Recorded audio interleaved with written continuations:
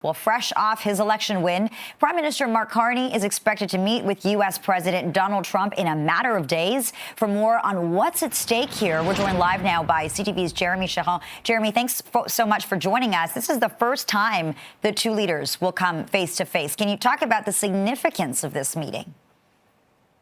Yeah, I mean, Lena, this is going to be a highly important, highly anticipated meeting between the President of the United States, Donald Trump, and Prime Minister Mark Carney. We don't have all of the details yet. Trump, of course, yesterday, said that within the next week or less, Mark Carney will be visiting the White House. The Prime Minister's team has not confirmed any details as to when this will happen or how it will all unfold.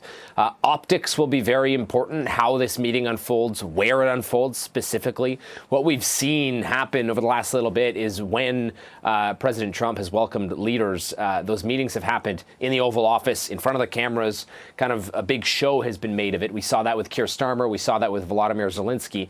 So it remains to be seen how Mark Carney's visit is planned and how it unfolds. And Canadians will be watching closely. This was priority number one during the Canadian federal election for all of the candidates. Many Canadians made it clear this was their number one priority at the ballot box. Who was best suited to handle Donald Trump? And we'll get an idea of how Mark Carney will handle Donald Trump in the coming days as he looks to, put some pressure on the White House and put some pressure on Trump when it comes to the impact his tariffs are having on the country here in Canada. And negative impacts, of course. There are industries that are hurting significantly already from these tariffs, and many of them aren't even in place yet. So that will be obviously the focus of this conversation. And as we know, both Mark Carney, Prime Minister Mark Carney, and President Donald Trump have talked about the fact that they will be discussing or starting conversations at least about perhaps a new free trade agreement to replace the current Canada, U.S., Mexico free trade agreement. So a lot on the line during this meeting. I think people will be watching very closely, and the outcome of the meeting will be highly important to the early days of Prime Minister Mark Carney's days in office here. Yeah, certainly a lot at stake. I also want to talk to you about another story that Canadians are following very closely. Pierre Poilievre, we know, lost his seat in the House of Commons. Many are wondering, how will he find his way back into the House now? What are you hearing on that front?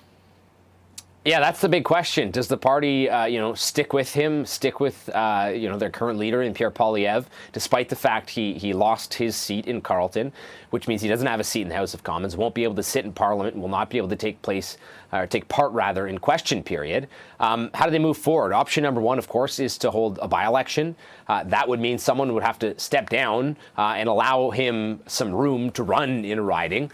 He would still have to win that by-election, and then, of course, could have a seat in the House of Commons. The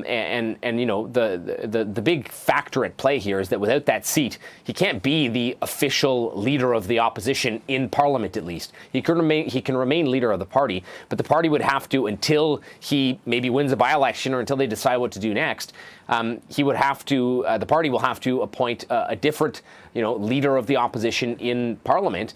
And the other question that has been talked about here in Ottawa, Lena, is what does that mean for his residence? He stays at Stornoway, which is a publicly funded residence, taxpayer-funded residence that is there for the leader of the official opposition. But without that actual title, without having that seat in Parliament, is he still entitled to the residence? It's not exactly clear. A lot of questions here for the future of the Conservative Party and their leader. That is for sure. Jeremie Charron reporting live from our nation's capital. Good to be with you. Thanks, Jeremie. Anytime, Lena.